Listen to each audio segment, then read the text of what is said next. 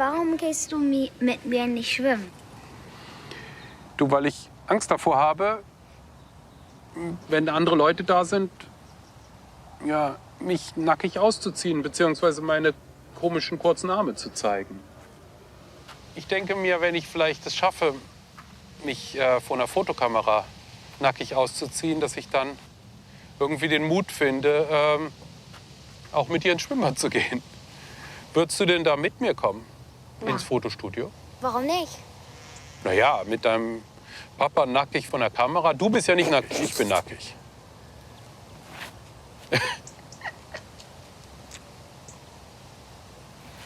Also kommst du mit? Ja. Was denkst du denn, warum ich das mache? Um dich zu offenbaren. Mich zu offenbaren? Was meint das eigentlich? Das weiß ich auch nicht so genau.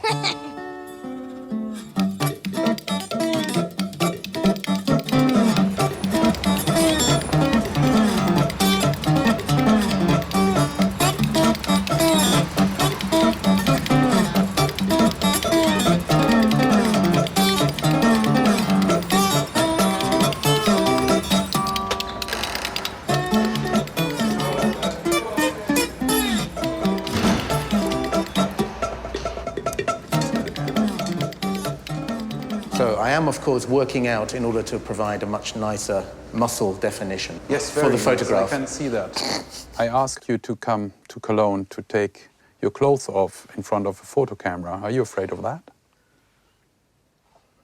Not afraid. I'm wondering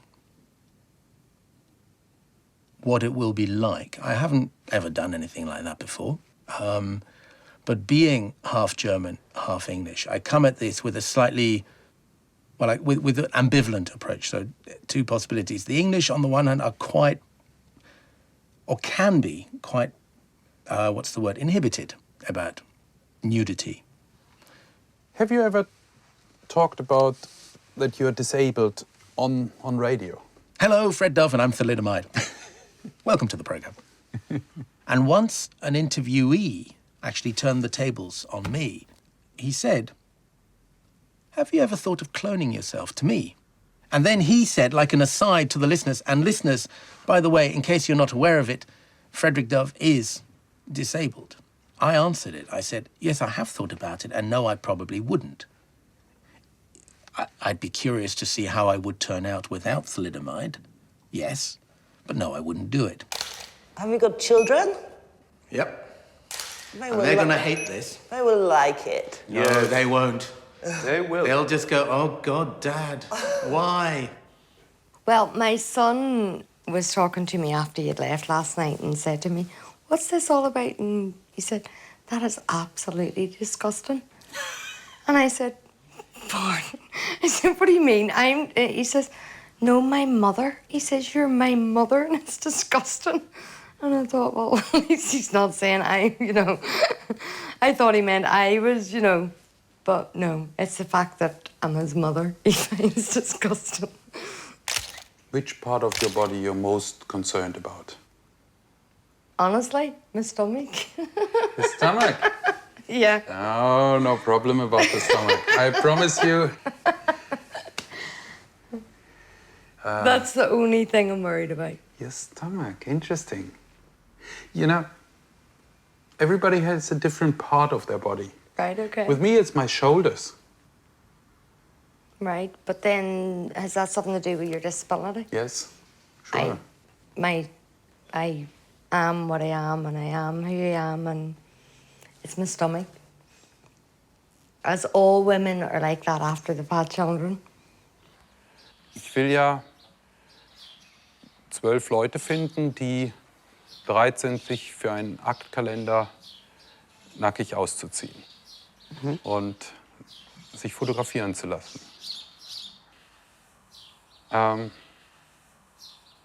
Ja, mal die ganz blöde Frage, willst du da mitmachen? Also, ich würde gerne mitmachen, weil dieses Thema wollte ich schon selber angehen, weil ich finde, wenn man gute Aktfotos macht, kann man seinen Körper noch mal deutlicher sehen und erkennen. Und ich hätte da unglaubliche Lust dazu, weil sowas habe ich noch nicht gemacht und ich würde es gerne machen.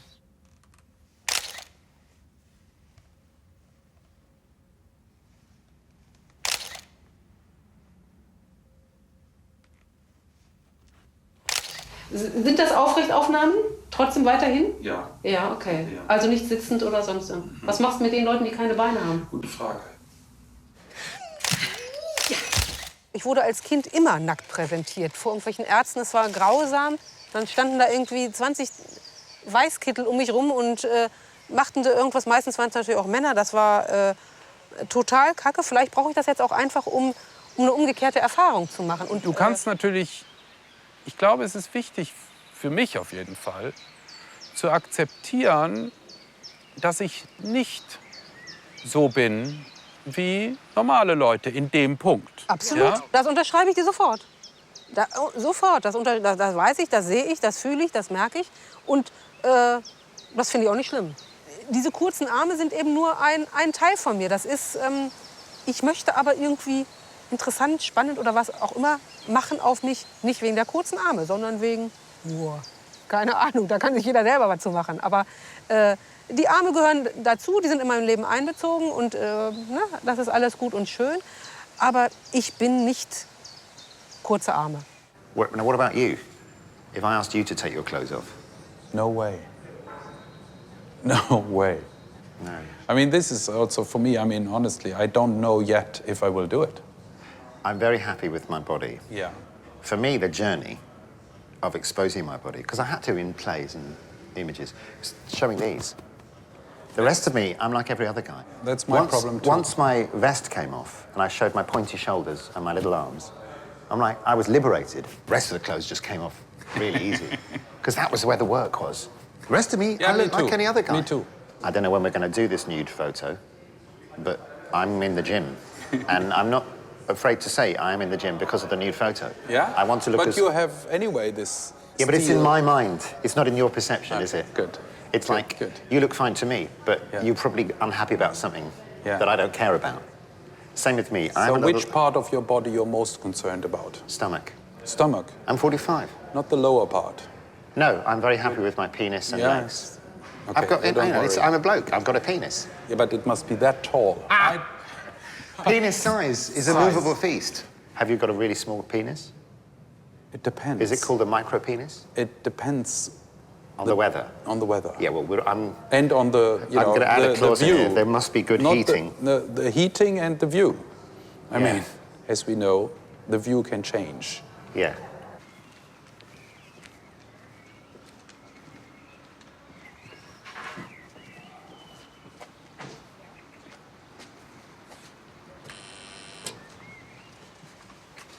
Guten Tag. Hallo. Hallo. Ja.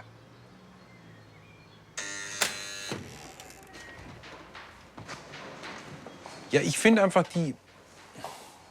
auch wie wir darüber reden alle, ja, also mit allen, die ich geredet habe, ja, da ist so eine,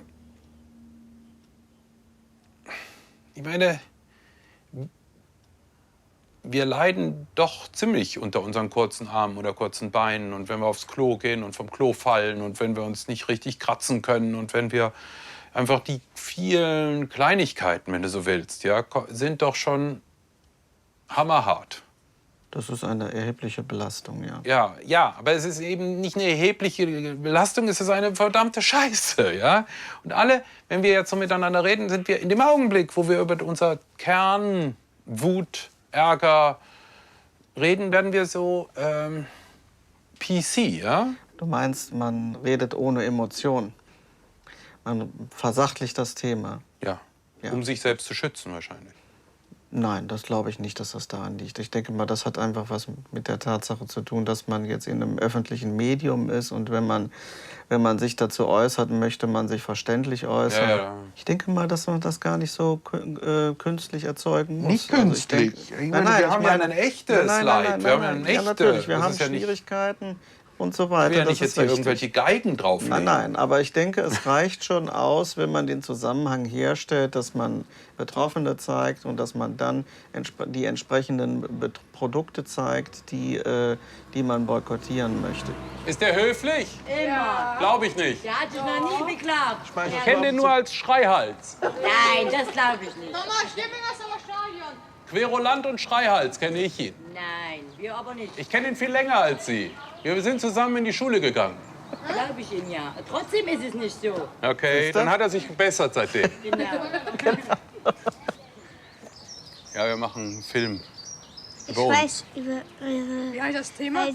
Contergan, das Medikament, was unsere Mutter genommen hat. weil sie eine Krankheit haben, ne?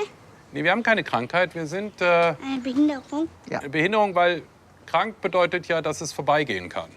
Ja, wie Schnupfen. Ja, genau, wie Schnupfen. Und Schnupfen habe ich zwar, nee, also Schnupfen haben wir nicht, sondern das geht nicht vorbei. Was ist denn dein Wunsch, den du noch hast fürs Leben? Glücklich werden. Bitte? Glücklich werden. Glücklich werden? Ja. Bist du es noch nicht? Nee.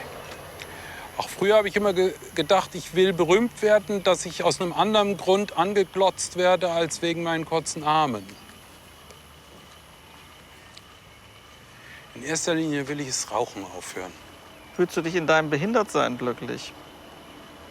Ach ja, das ist ja nicht, es ist eigentlich nicht so mein Ding, also mein Thema eigentlich. Warum traust du dich nicht in die Badeanstalt? Was? Ja, natürlich, weil ich Nur da wegen zu der viel angestarrt Männerbeine der werde. anderen? Nein, oder? nein, auch weil ich da angestarrt werde. Ja, und es Also- fällt dir immer noch auf, dass du angestarrt Und wie? bist. Und es fällt dir unangenehm Ja, auf. und wie? Und warum? Also weil ich das erstens saugt das von mir Energie weg. Inwiefern? Naja, wenn ich angestarrt werde, Ja. muss ich da sozusagen innerlich, tue ich darauf reagieren. Kann mich dann zum Beispiel weniger auf den anderen konzentrieren. Und ist einfach anstrengend. Ist das So nicht anstrengend? vergaffende Komm jetzt mal Blicke. weiter, ich kriege hier gerade einen Hitzeschlag. Wenn ich völlig cool wäre mit dem Thema Behinderung, Ja. dann würde ich diesen Film nicht machen, weil Ja. dann... Nee, gar nicht.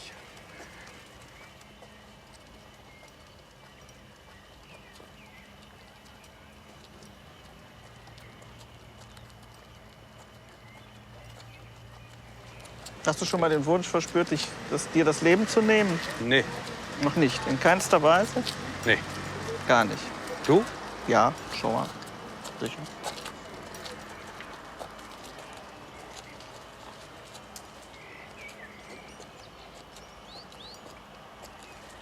Hi. Hallöchen, hi. Na, Was geht mit Sie ab, Mann? Was geht mit Sie ab? was denn? Hör mal auf. Hör die auf. Hallo, der ist so ein Mann wie wir. So ein Mensch wie wir. Da hast du vollkommen recht. Da hast du vollkommen recht. Das finde ich gut, dass du das sagst. Das finde ich ganz toll. Die können nichts dafür. Hallo, hört doch mal auf, ey. Okay, der ist ein Mensch wie uns, aber warum kann der nicht so? Ja, warum bist du schwarz? Ein Bein. Weil er so geboren ist. Ja, genau wie du. Nein, okay. Okay, ne? Ein Foto von mir. Ja. Geh mal weg. Geh doch mal, hör mal auf, ey. Du möchtest auch mal drauf, hm? Ich will auch ein Foto. Hör doch auf, ey. Lass mich. Komm, geh mal weiter. Gut, wir gehen jetzt mal weiter. Ich wünsche euch was. Ciao. Und danke für deine Unterstützung.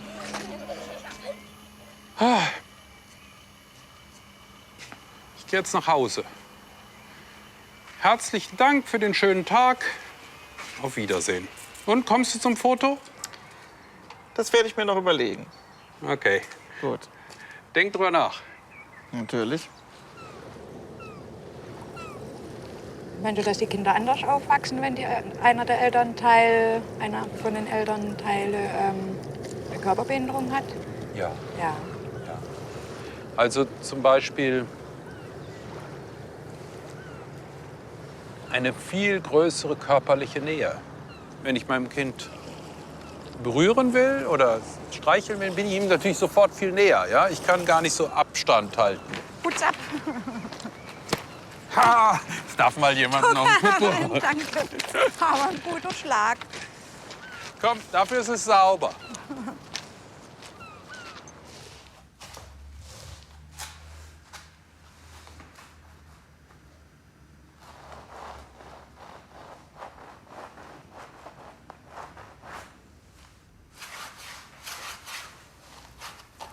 Nee, irgendwann habe ich aufgehört, mit den Händen zu malen. Also jedenfalls so große Sachen, weil ich bin viel zu dicht dran. Dann kann ich definitiv keine Proportion mehr sehen. Das ist dann einfach unmöglich. Es soll eigentlich ein Frauenakt sein. Warum aber nackte Frauen? weil Frauen ein Teil meines Lebens sind. Also ich habe in Frauenbeziehungen gelebt und werde das auch sicherlich hoffentlich wieder tun. Also ich bin lesbisch und das seit 10 Jahren und Frauen sind einfach was Wunderbares. Also ich war verheiratet und habe dann also 96 mein Coming-out gehabt und war 98 bis letztes Jahr in 7-jähriger Beziehung mit meiner Lebensgefährtin. Diese Gruppe Gewalt gegen Behinderte, war das Gewalt gegen behinderte Frauen explizit oder allgemein? Ich habe einen Verein gegründet gehabt vor 8 Jahren gegen sexuelle Gewalt an behinderte Frauen und Mädchen, ja. Mhm.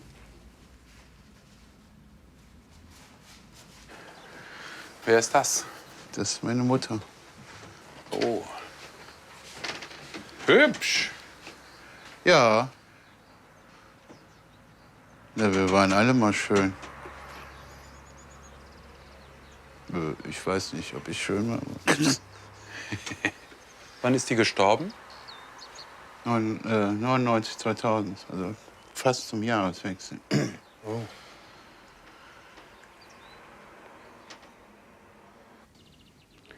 Haben dir deine Eltern oder jemand erzählt über den Tag deiner Geburt? Nö. Hat deine Mutter dir nie erzählt, wie das war? Doch, sie hat mir erzählt, ich bin geworfen, also bin entbunden worden und die Schwester ist mit mir ab dafür raus. Und meine Mutter wusste, glaube ich, 2 Tage nicht, was los ist. Man hat ihr das nicht mitgeteilt. Und dann? Naja, und dann kam dann irgendwie ein Arzt und sagte, irgendwas ist, er hat zu kurze Arme, irgendwas ist nicht normal und so. Ich weiß nicht, ich glaube, das war bei vielen Kontis so. Mhm. Au. Ja. Ich muss noch einen Euro. Ja. Ja, ich bin gelernter Gärtner und hab Fachrichtung Baumschule. Was hältst du davon, wenn du einen Baum mit ins Studio bringst? Nichts bedenken, das ist ein Lebewesen. Stell dir mal Ja, vor, aber es gibt doch Bäume in Töpfen. Nö. Nö. Nö. Bring mal einen Blumenstrauß. Ja, rote Rosen. Man hat mich als knorrige Eiche betitelt. Ja, so will ich mich sehen. Na, Liebe ist schön, die kann aber auch sehr wehtun. Und die letzte hat halt sehr wehgetan. Ja, aber deswegen braucht doch die nächste nicht wieder wehtun. Ja, ich habe mal einen Kölner Kontergan-Behinderten in Köln im Ding aus der Diskothek rausgeschoben, weil er Frauen an den Brüste angepackt hat. Wer war das? Der sah aus wie der Andreas Meyer. Das war aber nicht der Andreas Meyer. Ich weiß nicht, wie der heißt. Stefan Fricke.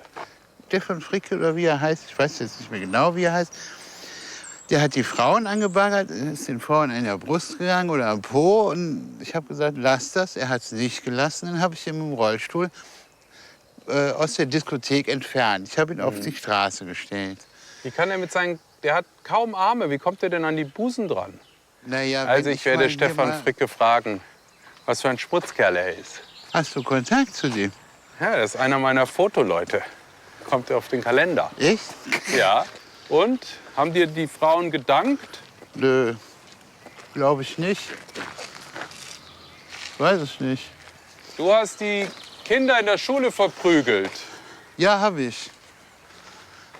Was heißt hier Kinder? Naja, die gleichaltrigen Kollegen in der Schule. Aber auch die Älteren. Du hast auch die Älteren verprügelt. Ja, klar. Wie viele Leute hast du verprügelt in deinem Leben? Weiß ich nicht. Ungefähr. Früher? Weiß ich nicht. Wie viele Leute hast du verprügelt? 4, 5, weiß ich nicht. Also mehr wie 10 waren es nicht. Ich bereue es ja auch. Du bereust es. Ja. Das ist gut. Ja, ich war jung und klein und dumm. Also bitte einen Vortrag über den Mammutbaum. Vom Stammumfang wird es ja noch viel dicker. Wie ungefähr so viel? So viel dicker? Also, wenn man in die Urwälder guckt, dann können sich ja, glaube ich, 10 Leute drum herum stellen oder 20.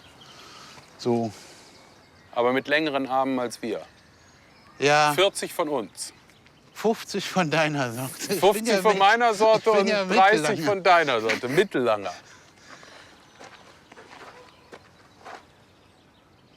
Ja.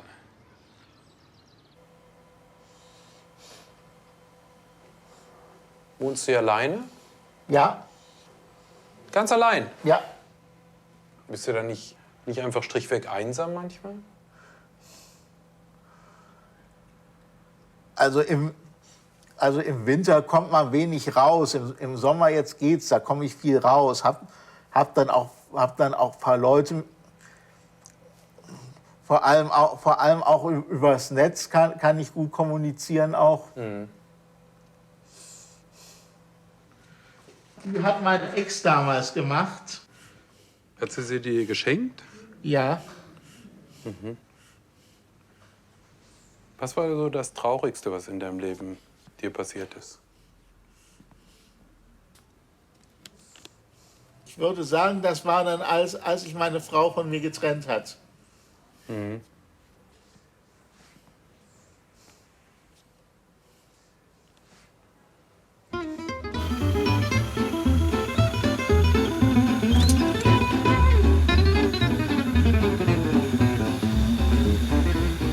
Wie lange ist es her, dass du hier warst?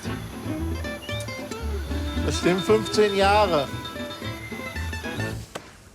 Ein Frauenheld war er. Ja, Bist du auch ein Frauenheld? eigentlich nicht. Aber ich habe schon von dir ich habe Geschichten gehört, dass du in der Disco die Frauen angebaggert hast. Ja, aber nicht sonderlich erfolgreich. Vielleicht solltest du die Strategien ändern.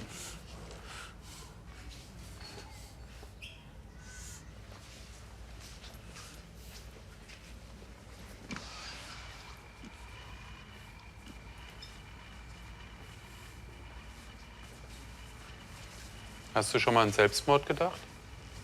Nee.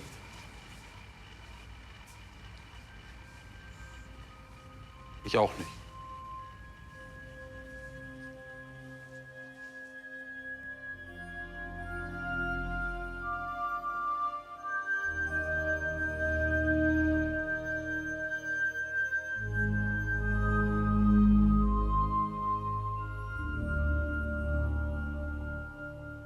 Weißt du, wie viele Sterne es gibt? Allein in unserer Galaxis gibt es ungefähr 100 Millionen. Und dann gibt es noch mal ein paar 100 Millionen Galaxien. Also schon ziemlich viele. Würdest du sagen, du hast dich akzeptiert? Ich denke schon, ich habe mich akzeptiert. Und dein Schicksal? Ja, mein Schicksal. Würdest du Aber man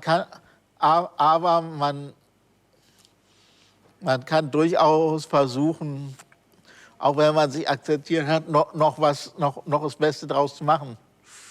Also akzeptieren heißt nicht, dass man gleich resignieren muss. Nö, im Gegenteil, würde ich sagen.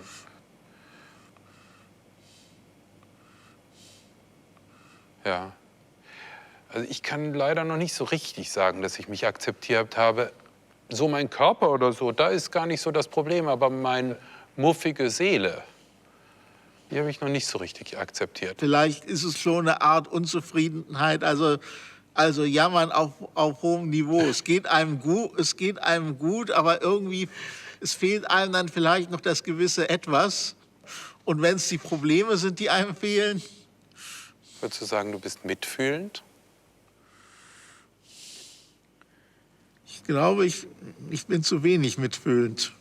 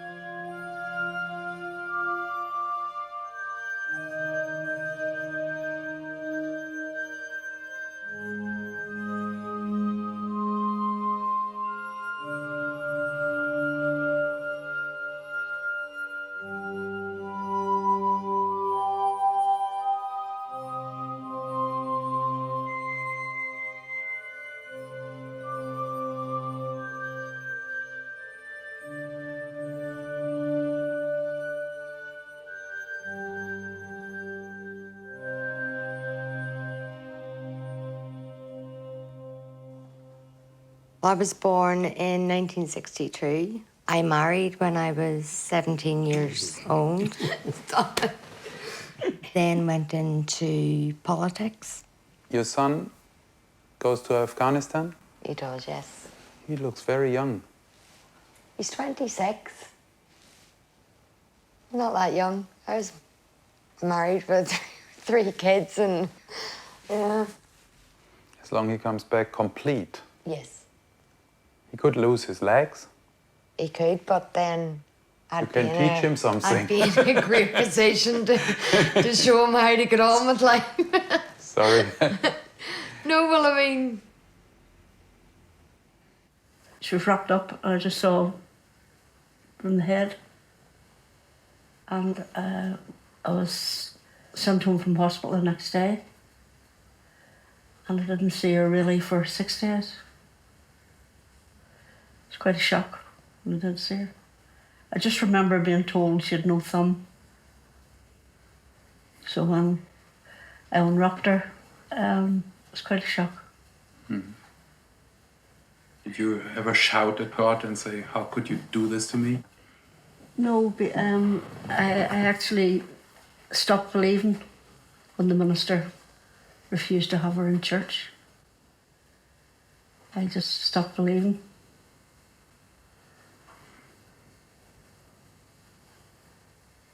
Did you, at the time, have a chance to talk to people about it?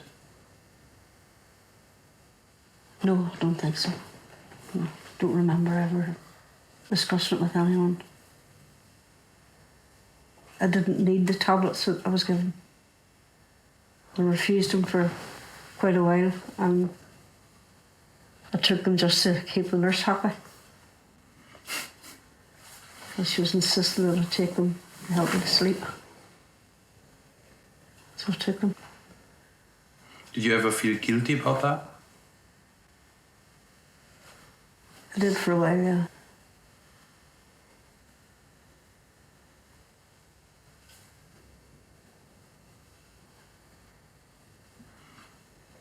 My mother once asked me if I was angry at her. I never was.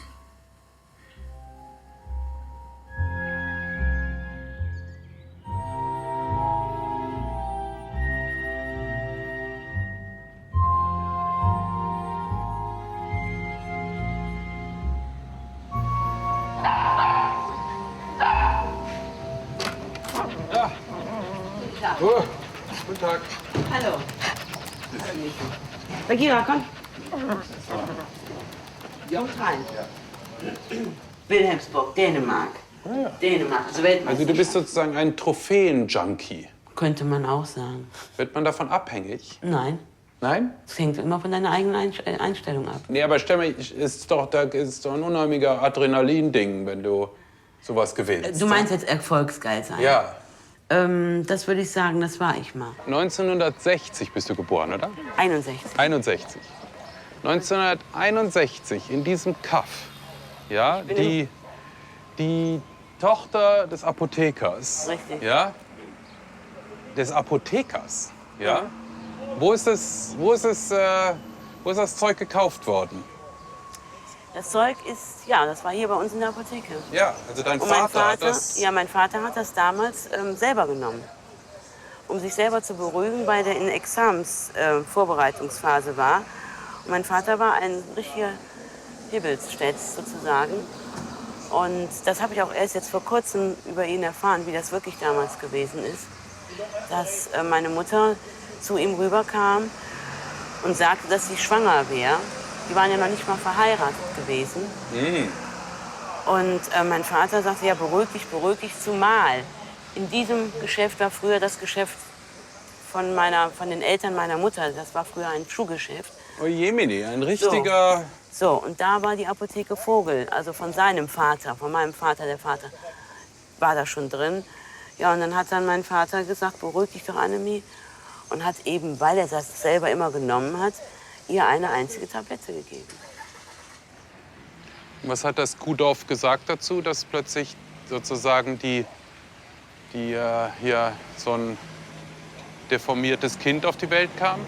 Ich denke mir, also für meine Mutter war es sehr schlimm gewesen, zumal die Situation, die im Krankenhaus passiert ist, war schon heftig für sie.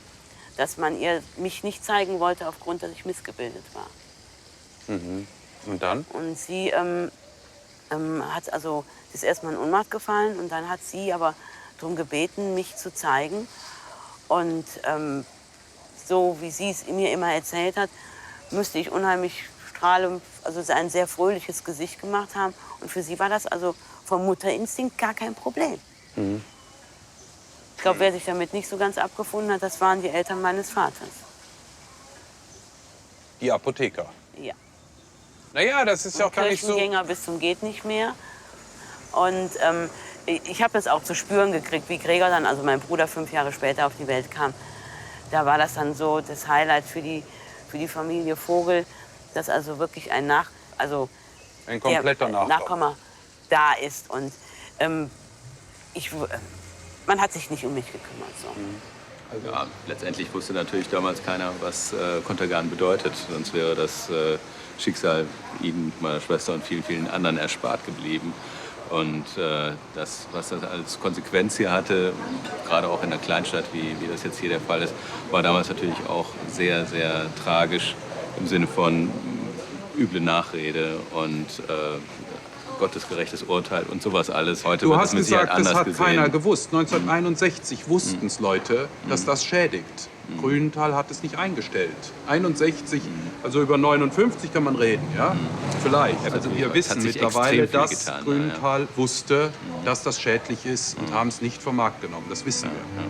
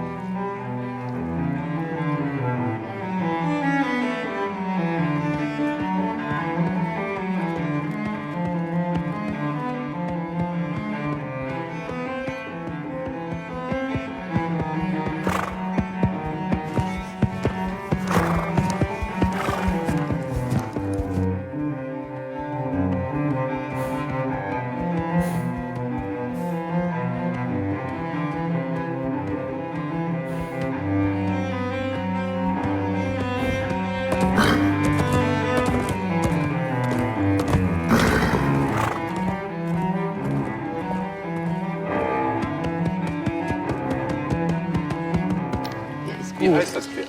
Roquefort heißt er. Roquefort. Roquefort ist ein Däne. Er hat ein gutes Herz am richtigen Fleck. Wie viel Kilo? Über 700. Stockmaß 1,83. Ist schon viel. Ne? Großer. Ist es nicht überhaupt bei allen Menschen irgendwann an der Zeit zuzugeben, dass wir nicht in Kontrolle sind. Zuzugeben, nicht in Kontrolle zu sein, das ist, denke ich mir, manchmal schwer. Und ich glaube, dass wir, wie ich eben schon sagte, immer uns beweisen mussten, stark zu sein und dann mal loszulassen von diesem Starksein und zu sagen, ich bin jetzt mal schwach. Das haben wir ja nie so gelernt. Und Schwäche oder machtlos zu sein, ist unglaublich schwer, damit umzugehen. Mhm. Grünenthal, also dass die sich nicht entschuldigt haben, ist eigentlich ein Unding. Und nicht nur gegenüber uns, auch gegenüber den Eltern. Ich bemühe mich seit mehr als 25 Jahren um eine gerechte Entschädigung in Sachen Contergan. Ich möchte, dass die Firma Grünenthal dafür aufkommt, für all das, was die Betroffenen heute in ihrer Gegenwart und auch in der Zukunft an Mehrbedarf aufgrund ihrer Behinderung haben. Nee, deswegen sage ich ja. Nee, das meine ich, was auch wichtig ist ganz eindeutig, dass wir immer älter werden. Und dass die Firmeneigentümer Wirtz darauf spekulieren, dass wir aufgrund unseres Alters irgendwann nicht mehr sind. Mhm. Interessant ist auch zu erzählen, dass die Karriere Grünenthals, als das Unternehmen gegründet worden ist, ein Chemiker tätig, Heinrich Mückter hieß er, der in Polen während der Nazizeit an Menschenversuchen beteiligt war. Contergan war ein Schlaf- und Beruhigungsmittel, was insofern ein Renner war, als dass man mit diesem Medikament sich nicht das Leben nehmen konnte und weil es auch nicht süchtig machte wie andere Schlaf- und Beruhigungsmittel. Offensichtlich ist das freiwillige Schuldbekenntnis bei Menschen relativ eingeschränkt sozusagen. Das tun die nicht einfach. Ich würde mal sagen, das ist bei unanständigen Menschen so. Bei Anständigen, die haben da kein Problem mit. Nicht? Ja, aber also wenn du so eine Schuld auf dich geladen hast, bist du nicht anständig. Ja, und dann ist es bei der Familie Wirtz ist es nicht anders. Es sind nun mal keine anständigen Menschen, es sind Gauner. Mhm. Naja, Gauner hört sich ja noch, ich meine, jemand, der verantwortlich ist für Tausende von Toten. Ja, man kann sagen, ja, so gut, ich meine, das ist eine Gauner Verharmlosung. Ist ein nettes Wort für ja, dann sagen Menschen, wir es doch gleich, das sind kriminelle Verbrecher, haben. die das begangen haben und einfach nur aus reiner Profitgier. Sie haben die Menschen letztendlich über die Klinge springen lassen dafür, dass sie viel Geld verdienen.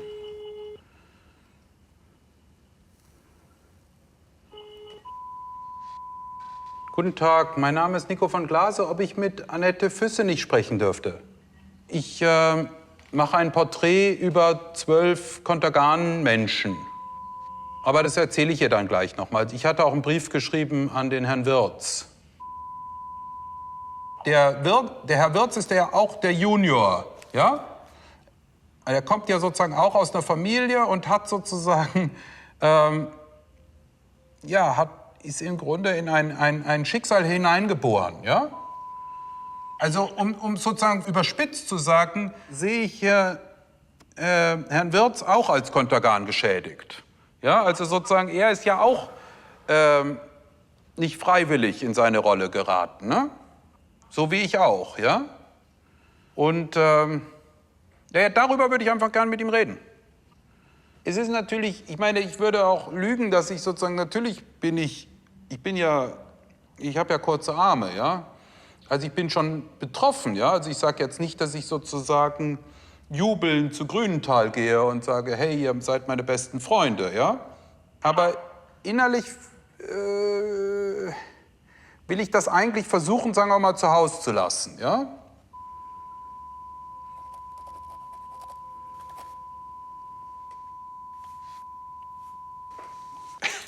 Haha, das ist natürlich gut, ne? Okay. Danke, tschüss.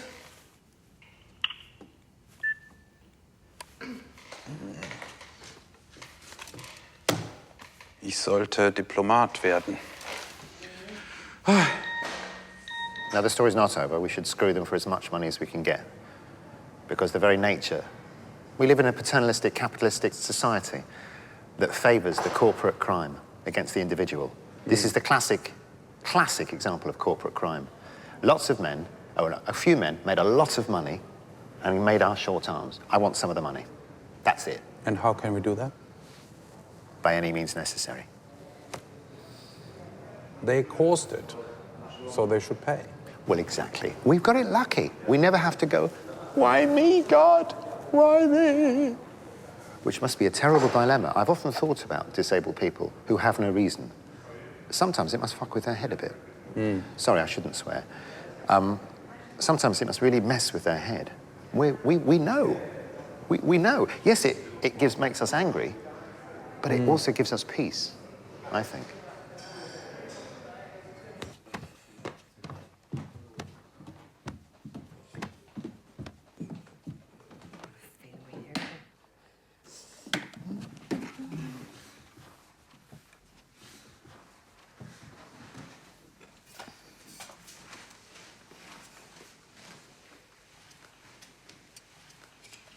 So you think this is an obsession?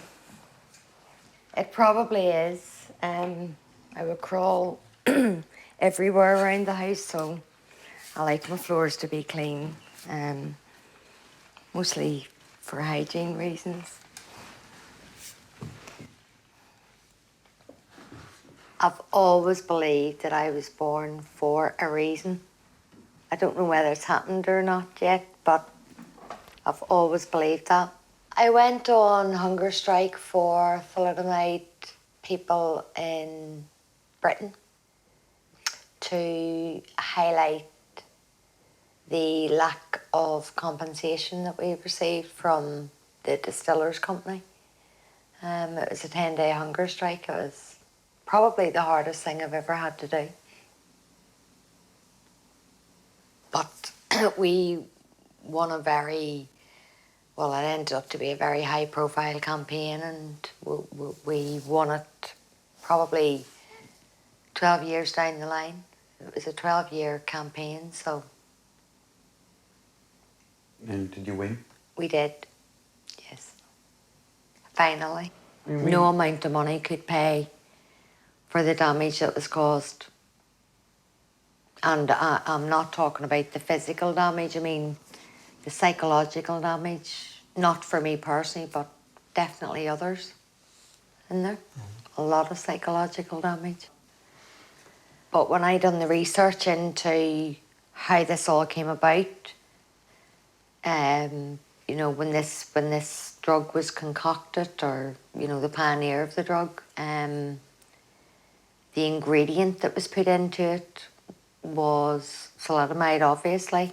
And when that ingredient was put into, it was known to the pioneer of the drug that it was part of a Terategum family. Terategum is Latin for monster maker.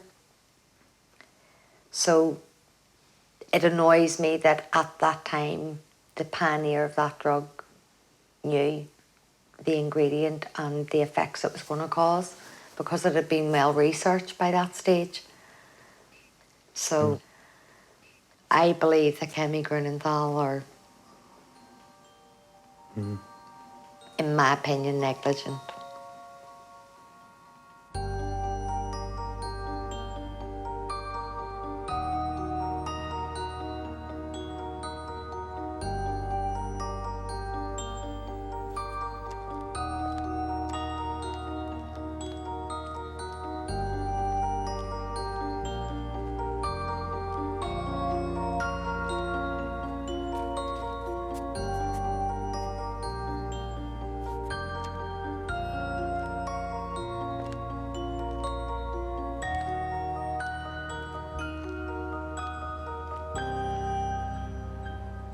Es ist schon interessant, wenn man hier so steht und denkt, dass die Verantwortlichen für mindestens 3000 tote Kinder und doch, sagen wir mal, um die 7000 behinderte Kinder hier hinter diesen Toren sind und dass wir 550 € im Monat kriegen vom deutschen Staat und keinen Pfennig mehr von der Firma Grünenthal. Schon beeindruckend. Und es scheint denen gut zu gehen, finanziell gesehen.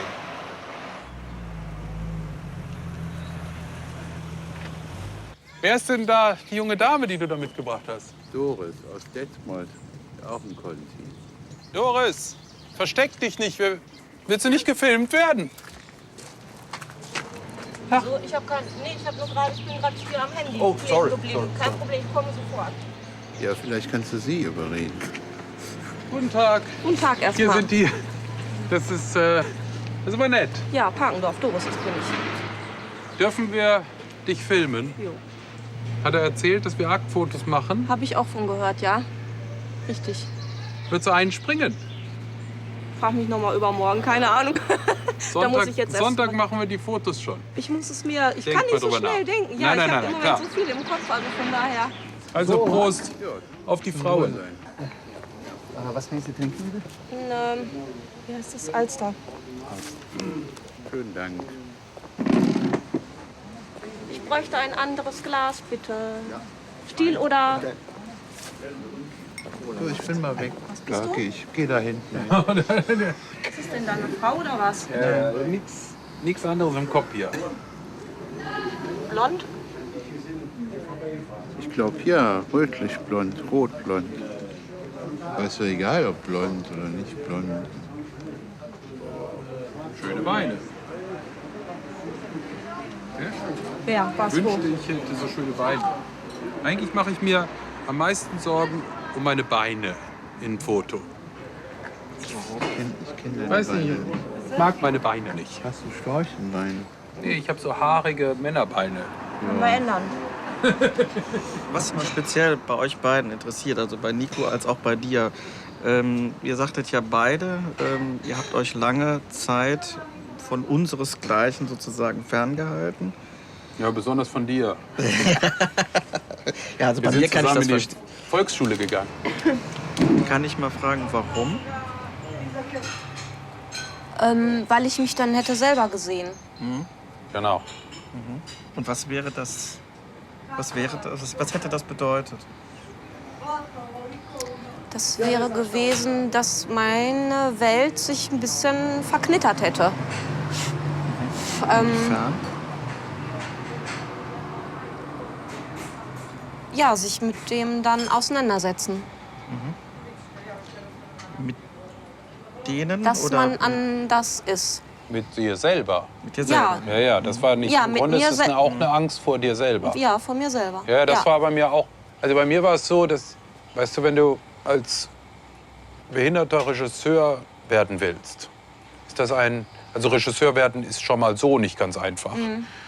Und dann noch behindert ist so ein Kampf, ja, dass ich glaube einfach nicht noch eine zweite Front aufmachen wollte. Ja?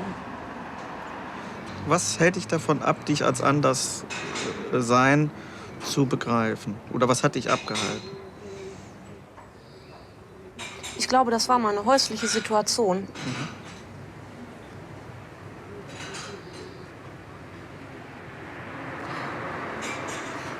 Das ist eine Geschichte mit meinem Vater gewesen, die mir sehr wehgetan hat.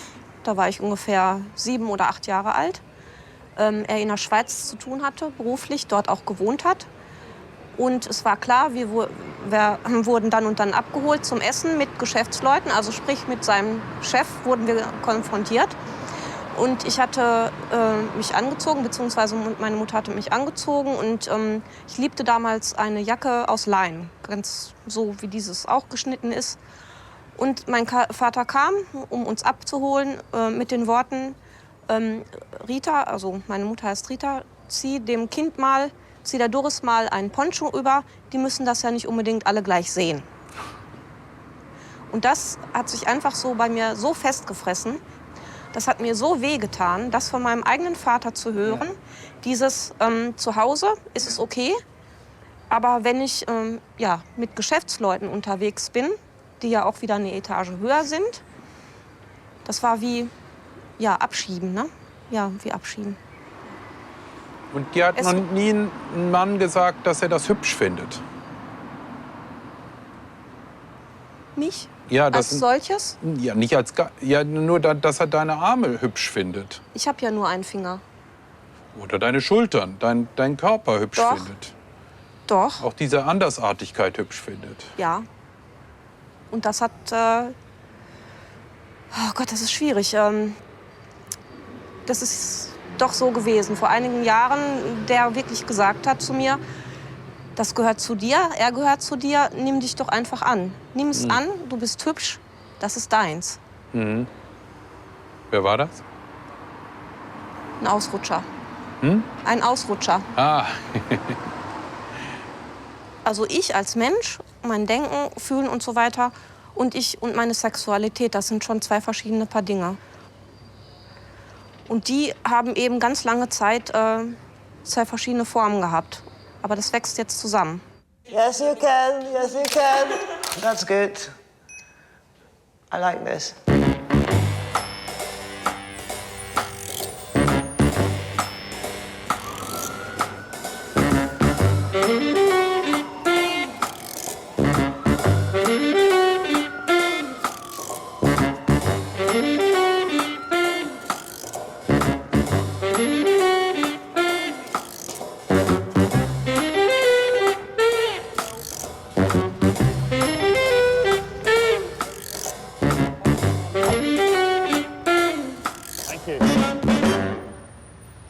The publisher of this photo book, Yes. she wants to put it, certainly promote the book on TV and, you know, in shows and so on.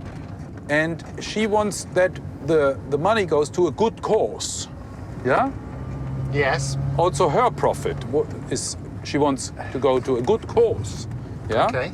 So do you have any idea for a good cause? Yeah, the 12 participants. Us? Yes. Yeah, good. I mean... Eating? Food? What can we spend it on? The thalidomide toilet. How looks a thalidomide toilet? It's not the way it looks. It's not like it has a really small bowl or anything. Yeah. It's just, it helps, doesn't it? It helps in the process of the cleanup. Oh, how... Well, you do your shit, for instance, in the toilet, and then you stay sitting on the toilet. Yes, and the fist comes out. And the water comes up and douches your ass, and then the hot air comes and dries it off. Not an automatic hand and is kind of helping. And off again, no. And the minute you said the advert, I'm like, well, hold on. How are they going to advertise it? Come and see 12 really sexy, middle-aged people. Some of them have got weird arms and legs, but, you know, get the calendar now. Right? That I'm up for, but, it's such a special project. You'd be doing great things for me. I don't want to be a part of that. Just because it's disabled people, it shouldn't automatically become a charity event. Yeah, but she likes that because I'm sure she does, because she's not got a lack of copies. Yeah? Fine. Well, I don't want any of my money to go to charity. Yeah, I want the money. Yeah, good point.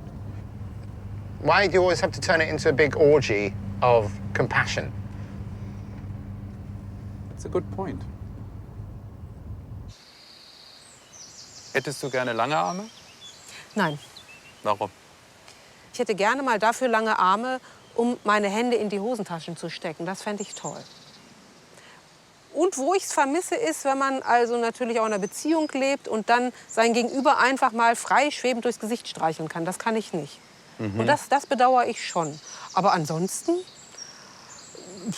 nee, ich bin so, wie ich bin. Also wenn jetzt jemand käme und sagte, komm, ich operiere dir lange Arme, dann würde ich sagen, danke, kannst du verschenken. Also ob ich jetzt sagen würde, wenn ich noch mal auf die Welt komme, ob ich dann hier schreien würde und noch mal kurze Arme, das ist was anderes. Aber wir sind ja im Hier und im Heute und im Jetzt. You didn't shy away. I mean... No. Never. That's good. No, I've never minded being the way I am. No, that is no. I don't mind the way I am, but I mind. Yeah, probably I mind the way I am. You're right.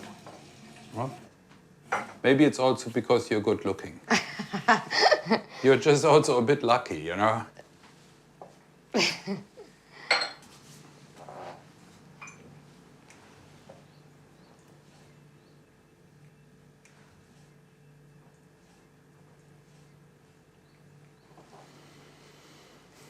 And also you have to believe that there's nothing you can't do. Tell me. I can do anything, except walk.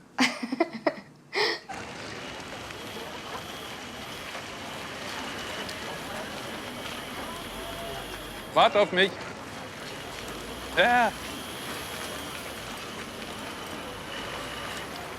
Also bei mir war es zum Beispiel so, dass dass ich lange Zeit, also wenn es um Sexualität ging, also sprich, also wenn es darum ging, eine Frau zu kriegen oder zu bekommen, dass wenn ich einen Korb bekommen habe, dass ich dann das immer auf meine Behinderung bezogen habe. Und es ist mit Sicherheit auch so gewesen, dass es Frauen gegeben hat, die das auch ganz klar so gesehen haben, die auch mit Sicherheit mich nicht wollten, weil ich behindert war. Aber es hat nicht nur damit was zu tun. Nee, weil du auch ein fieser Fritze bist. Aber das ist ein schwieriger Prozess für mich gewesen, das zu unterscheiden. Zeig mal. Das Guck mal her. ist ein...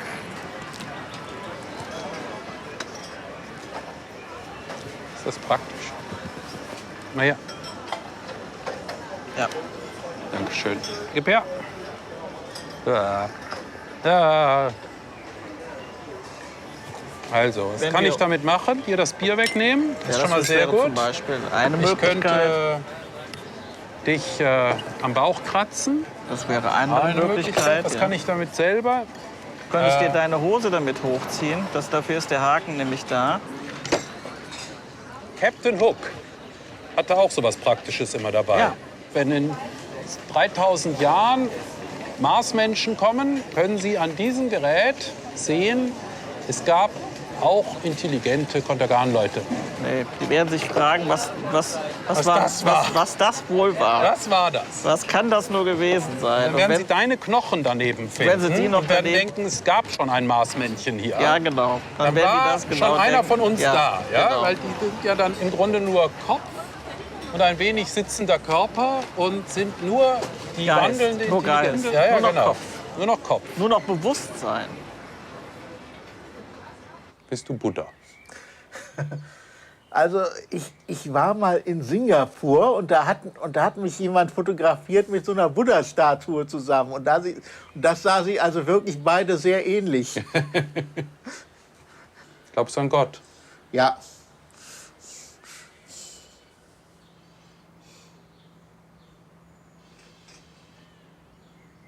Hast du Angst?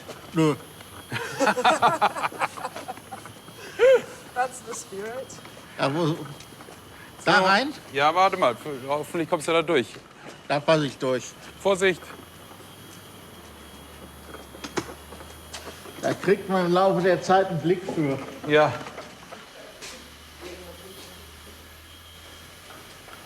So.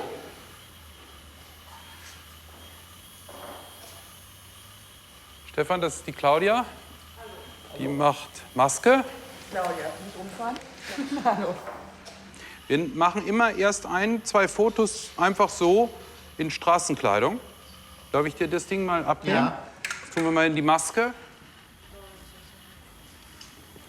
Dass du mal das Gefühl kriegst, fahren wir noch ein bisschen zurück, so vor den Vorhang. Sehr gut. Wie hoch ist dein IQ? Ich gebe immer damit an, dass ich jetzt jemanden kenne. 37. 137. Also, das ist der Andreas. Das ist der Einzige, den du nicht kennst. Den kannst du dich erinnern, der war in London? Yep. Lars. Anja kennst du auch? Ja, ja. How are you doing? Did you have a good journey? Show me. The second knife. Also hier passiert das heute. Hm. And you got to work. Bist du aufgeregt? Bisschen.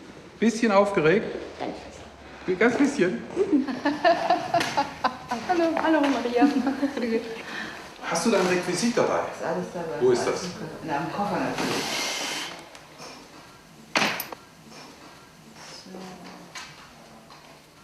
Einfach ganz viele verschiedene Tücher.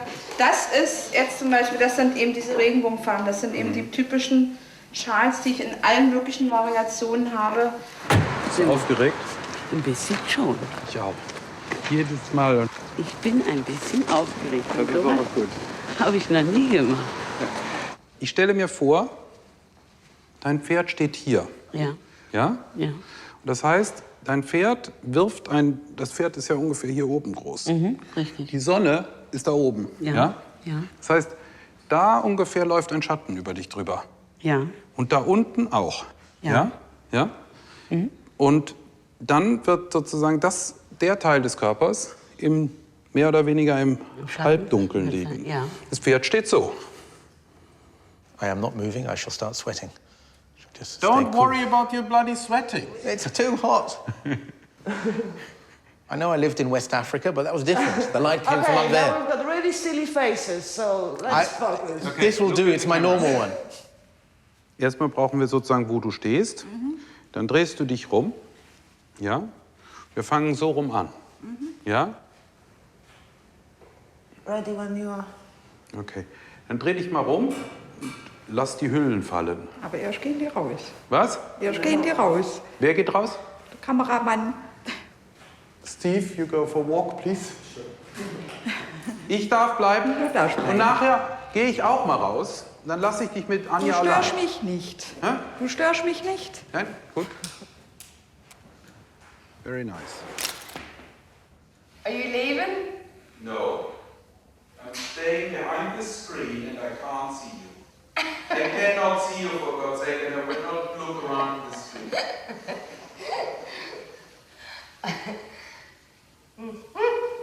Now you've got a beautiful breast, I've just seen them.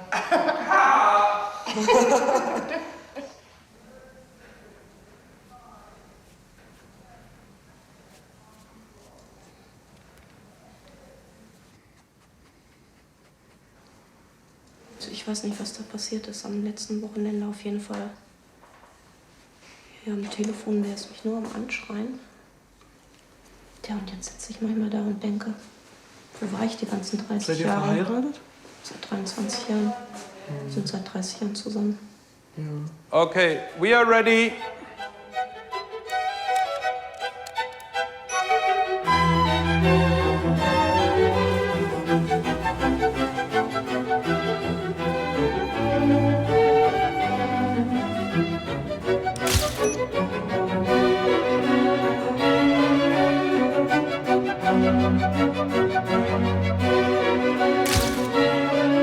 Langsam fallen lassen hier, ne? Einfach klopp.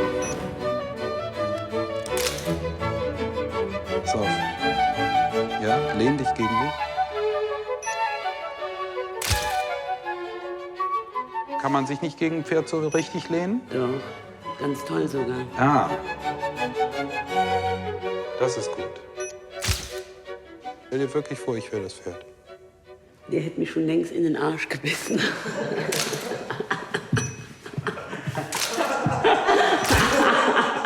One, two, three. Theo. Let's try it. Now, what's that sexy smile again? There we go. That is sexy. That's it. There's that Greek statue of a. David. Is it? Perhaps you're thinking of another statue. I am thinking. I don't know. Picture of Dorian Gray. Are you married? I am still. Several members of our church have said they want one of the calendars, though. My father-in-law is a retired vicar. I'm not sure whether he and my mother-in-law want a copy, but they're going to get one anyway. Nice Christmas present. Mach's einfach so. So ein Schwanen. Hoch und dann in die Kamera gucken. Very good. Warte mal. Deswegen habe ich ja an Nancy gedacht mit dem großen Tuch. Nancy soll werfen. Ja, weil es einfach, sie hat längere Arme, wirklich rein praktisch. Weil Oh. das war so ist das mal. Wir müssen unsere Grenzen anerkennen, Nico. So ist das. Behindertenfeind. Ich lasse mich wir wenigstens müssen noch einmal uns- versuchen. Ich lasse dich das gerne versuchen, aber wir müssen auch unsere Grenzen kennen.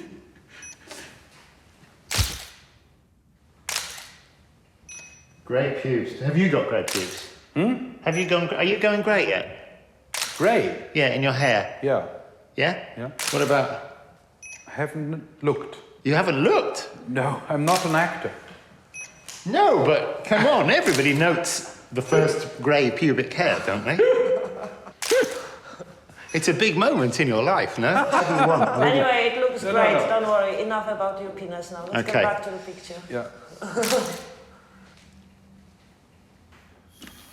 Please mind my likes. I like that. I like that. How do I get out here? Ah. Guck mal ganz ernst. Nein, das ist ja grimmig. Ja. Weißt du, warum ich das mache? Nein. Hast du schon mal gemerkt, dass wenn Leute länger mit mir zusammen sind, dass sie vergessen, dass ich kurze Arme habe? Und deswegen mache ich das. Weil wenn man das auf Fotos sieht, gewöhnt man sich daran, dass es Behinderte gibt. Sehr regnerisch draußen, wirklich. Also du interessierst dich ja für meine intellektuelle Auseinandersetzung nicht so sehr. Can I? Yeah, I would very much. Very serious. Very, You no, need it's, to be happy. yes, you need to be happy. It's not my mentality. I'm the grumpy guy. Was ist das? Ja, klebt sie mir das Maul zu.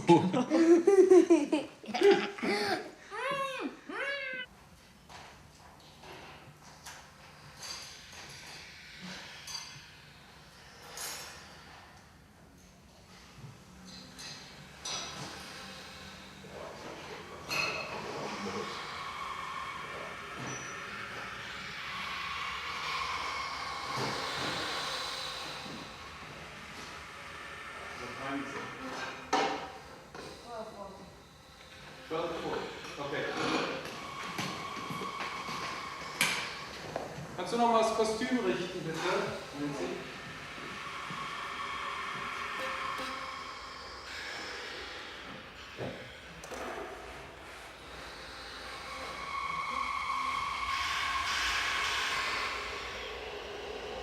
Okay.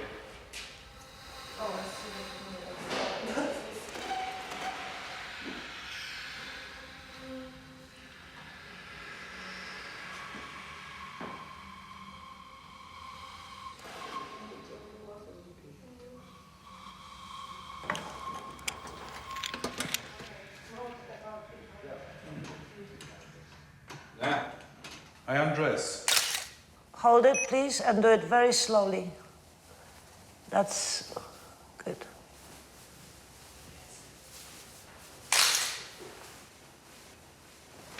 Ups. Bum, bum. Manuel, guck mal in die Kamera.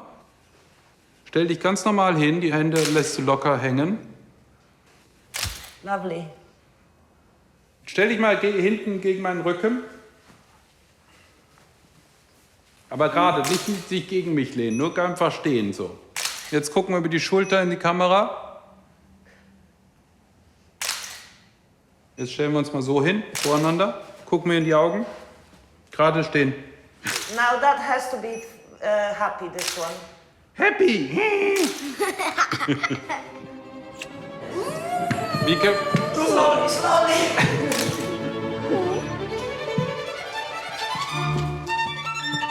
Komm mal hier hin, bitte.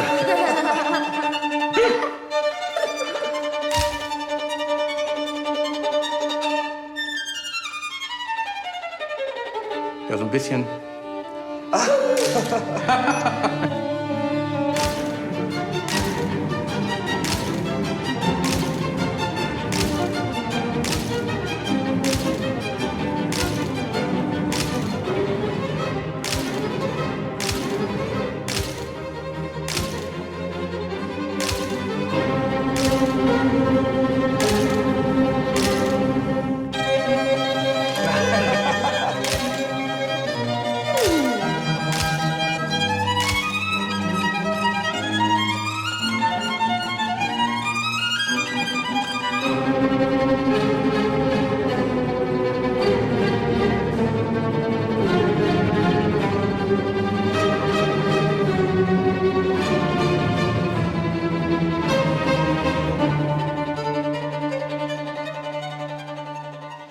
einen Seitenwechsel vollzogen. Also sonst, wenn du so gehst als Behinderter, wirst du ja immer angestarrt. Und jetzt gehe ich in die Offensive. Ich mache Bilder von mir und das heißt, hier, guckt mich an.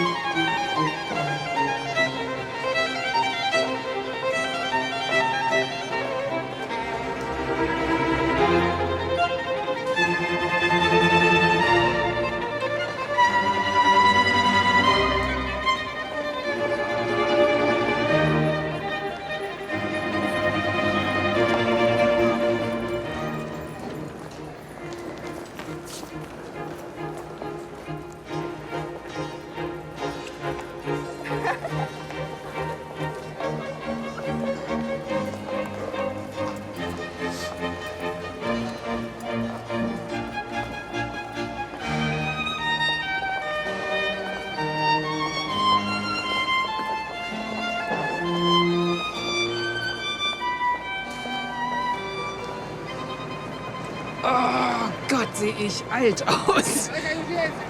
Könnte ich wieder ein bisschen Abstand haben, bitte? Also sie gefallen mir einfach. Schön. Finden Sie jetzt auch nicht irgendwie schlimm, dass das Gar hier so... nicht.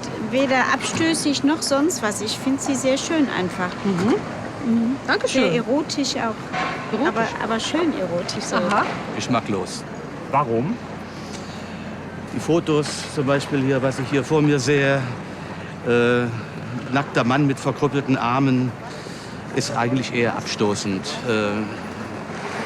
Und vor allen Dingen die Kinder, die hier rumlaufen, die sehen die Fotos. Also ich finde es nicht gut. Warum? Der Mann hat aber eine Konterganschädigung. Warum darf er sich nicht nackt zeigen? Ja, das kann ich so aus dem Stegreif jetzt auch nicht sagen. Ich finde, natürlich habe ich nichts gegen Kontergan-Geschädigte, aber ich finde, das so in aller Öffentlichkeit zu zeigen, finde ich geschmacklos. Das sind starke Menschen, da gehört Mut zu. Und ich finde, das sind starke Menschen, sich so zur Schau zu stellen, ne? Beziehungsweise sich so zu zeigen. Und das sind Menschen, die sagen, was, ich bin halt so, ne? Ich bin von Gott so geschaffen worden und ich liebe mich. Ne? Also, bevor man andere Menschen mag, muss man erstmal sich selbst lieben. Das ist meine Überzeugung. Ne? Wenn man sich selbst nicht liebt, kann man auch für andere Menschen keine Akzeptanz oder... Ne? Anybody with white wine? Cheers. It's fine. It's a novelty for me. On making movies. Cheers.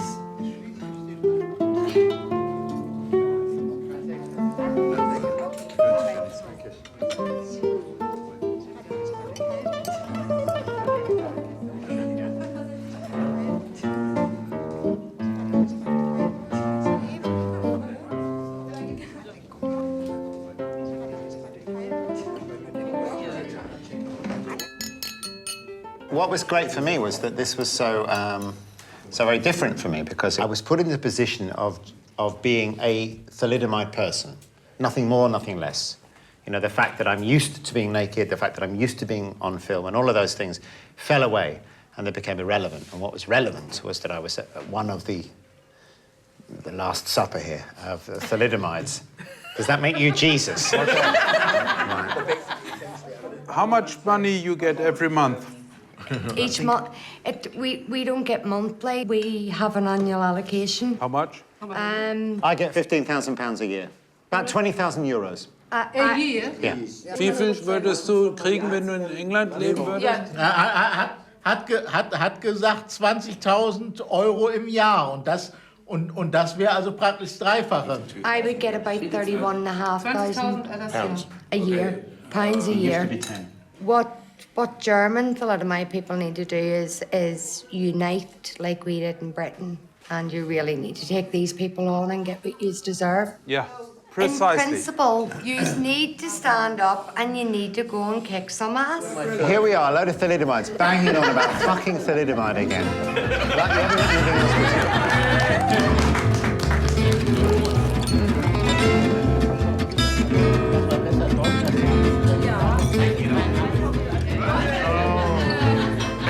gleich 50 Quadrat. Verstehst du das? Wo ist mein Glas? Ja.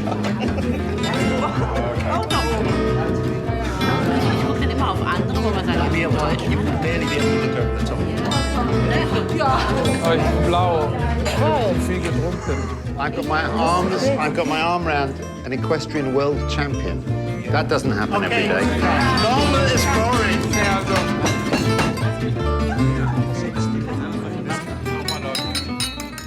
Ich bin ja letzte Woche am 2. Mai ganz plötzlich hier reingerutscht.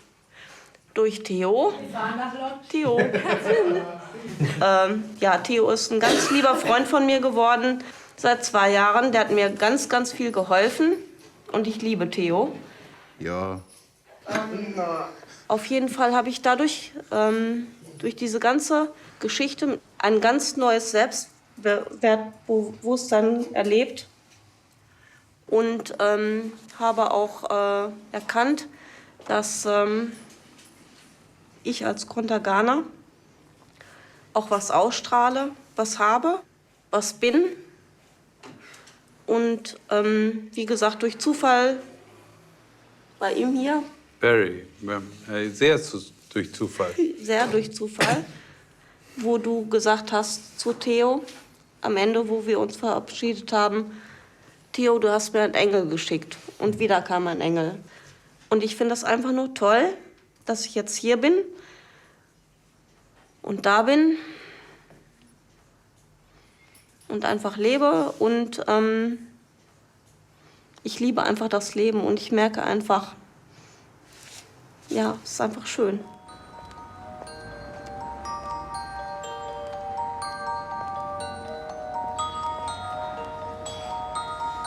Hallo. Guten Tag. Von Glaso. Ist der Herr Wirtz da? Nein, der Herr Wirtz hat den Sitz unten in Stolberg. Wo ist das? Steinfeldstraße. Steinfeldstraße. Und die Presseabteilung ist auch in der Steinfeldstraße dementsprechend. Steinfeldstraße.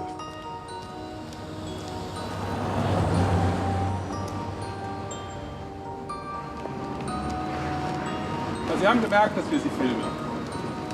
Ja. Muss man ja fairerweise sagen.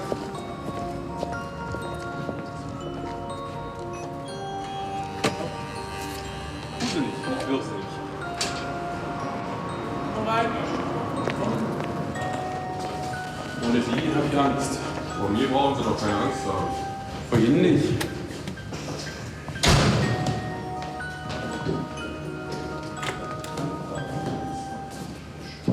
Ah, Nico von Glaso. Ah, Herr von Glaso. Ja, persönlich. Darf ich vorstellen? Glaso, guten Tag, Herr von Glaso. Ich habe doch Ihnen geschrieben, dass ich kommen wollte. Und dann drehe ich halt draußen. Ich wollte ja sozusagen, ich hätte mich ja auch gerne unterhalten, aber ich habe schon gehört, der Herr Wirtz ist nicht da. Heute haben Sie wirklich alle. Heute sind alle, also ich... Aber Sie sind doch da. Können wir vielleicht, bevor wir ins Gespräch gehen, ein paar Regeln festlegen? Ja. Weil wir würden uns gerne, wenn Sie kommen, uns gut vorbereiten. Und dann würde ich sagen, dass wir alle Kameras ausstellen. Der Herr Wirtz will sich ja nicht mit mir unterhalten. Schon 3 Monate versuche ich hier. 3 Monate Zeit zum Vorbereiten reicht selbst für Herrn Wirtz. Die Frage ist, ob ich das Herrn Wirtz hier lasse oder nicht.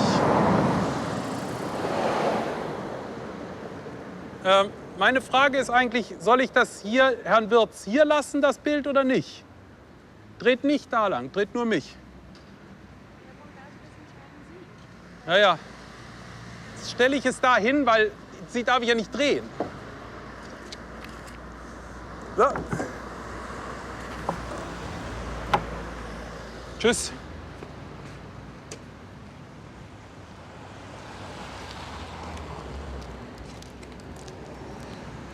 Also,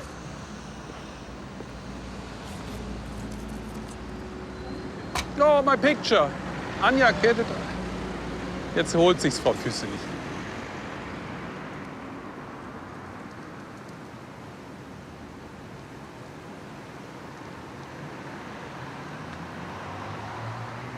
Ja, wenn die das nicht nehmen, was mache ich denn dann? Okay, so we are standing there and discussing what to do. Ja. I mean, I've lifted it up and Ja. it's collapsed Jetzt again. nimmt das, komm.